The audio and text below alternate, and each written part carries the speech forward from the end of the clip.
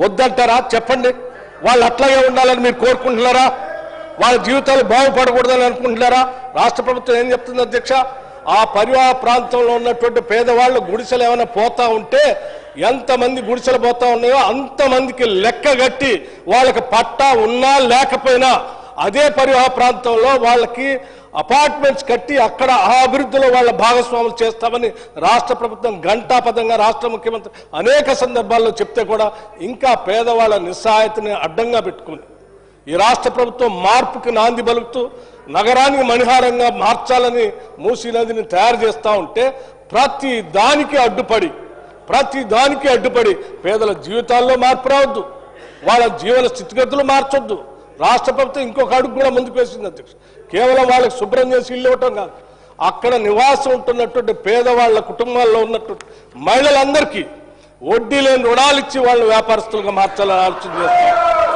అక్కడ నివాసం ఉంటున్నటువంటి పేదవాళ్ళ కుటుంబాల్లో ఉన్నటువంటి పిల్లలందరికీ young India integrated residential school అని చెప్పి ఇంటర్నేషనల్ స్టాండర్డ్స్ లో వాళ్ళ పిల్లలు చదువుకోవడానికి కావాల్సినటువంటి పాఠశాలలు పెట్టి నిర్మాణం చేసుకుంటూ మొత్తం. అది ఇవేమొద్దు, వాళ్ళు అట్లాగే ఉండాలి, అదే మురికి కుప్పలో ఉండాలి, అదే వాళ్ళ అనారోగ్యంలో బతకాలి. ఈ హైదరాబాద్ కి మంచి నీళ్లతో ప్రవాహం ఉండేటువంటి మూసీ నది రావద్దనేది వీళ్ళ కోరిక అధ్యక్ష. వీళ్ళు ఏ రకంగా అయితే పేదవాళ్ళలానే ఉండాలి, మురికి కుప్పలోనే ఉండాలి, వాళ్ళ జీవన స్థితిగతులు మెరుగుపడొద్దని కోరుకోవాలి. ఇవన్నీ కోరుకునేటువంటి వాళ్ళు మీరు ఈ రకంగా మూసి ప్రక్షాళన అడ్డుపడతా ఉన్నారు. ఇది కరెక్ట్ కాదు అధ్యక్ష. ఇది ఒక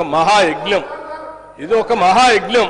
ఈ యజ్ఞం చేసేటప్పుడు మనం ఇచ్చినటువంటి ప్రదేశంలో చాలా స్పష్టంగా చెప్పారు. వీళ్ళు ఏమడిగారు అధ్యక్ష? మూసీ నదిలోకి వచ్చే నాళాలని శుద్ధి చేసి పంపిస్తారా లేదా మళ్ళీ మురికి కోపం వస్తారంటే చాలా స్పష్టంగా ఆ రోజు ప్రజెంటేషన్ లో చెప్పారు. మూసీ నదిలోకి వచ్చే ప్రతి నాళాకి ఎస్టీపీలు పెట్టి వాటన్నిటిని శుద్ధి చేసిన తర్వాతనే ఆ నీళ్లను మూసీ నదిలో వదులుతామని చెప్పి ప్రజెంటేషన్ లో చాలా స్పష్టంగా ఆ రోజు వివరించడం జరిగింది. దాని గురించి కూడా పక్కదోవ పట్టిస్తా ఉన్నాం అధ్యక్ష. ప్రజెంటేషన్ లో ఇచ్చిన దానిపైన పబ్లిక్ గా వెబ్సైట్ లో కూడా పెట్టారు. అందులో ఏమైనా మీరు సలహాలు సూచనలు ఇద్దామనుకుంటే ఇవ్వండి అని చెప్పారు. అంతేకాదు అక్కడ పరివాహ ప్రాంతంలో ఉన్నటువంటి పేదవాళ్ళకి ఏమైనా ఇబ్బందులు ఉంటే వాళ్ళ ఆలోచనలు కూడా పరిగణలో తీసుకుందని చెప్పారు. వాళ్ళు ఇంతకంటే బెటర్ మెరుగైనటువంటి ఇంకేమైనా సలహాలు సూచనలు చేస్తామంటే వాటిని కూడా ఇంక్లూడ్ చేసుకొని వాటన్నింటిని అమలుపరచడం కోసమే రాష్ట్ర ప్రభుత్వం ఉంది తప్ప మీలాగా కేవలం ప్రచార ఆర్భాటం కోసం మొదలుపెట్టి ఏదో తూతూ మంత్రంగా చేసి వదిలేసేటువంటి ప్రక్రియలో ఈ ప్రభుత్వం లేదు అధ్యక్ష. చాలా స్పష్టంగా ఉస్మాన్ సాగర్ నుంచి గండిపేట దగ్గర నుంచి మొదలయ్యేటువంటి ఈ మూసీని మొదటి దశలో బాపు సరోవర్ వరకు పూజ్య మహాత్మా గాంధీ అస్థికలు ఎక్కడైతే ఆ సంగమంలో కలిపారో పాపం ఆయన అక్కడే ఉన్నాడు అధ్యక్ష. సత్యమేవ జయతే. ఆయన అందరూ కోరుకునేది ఎప్పుడు కూడా ఒకటే, మనం తీసుకునే ప్రతి నిర్ణయంలో అత్యంత పేదవాడు కన్నీళ్లు మనం తూడుస్తున్నామా లేదనేటువంటి ఆలోచన చేయండి అని చెప్పాడు.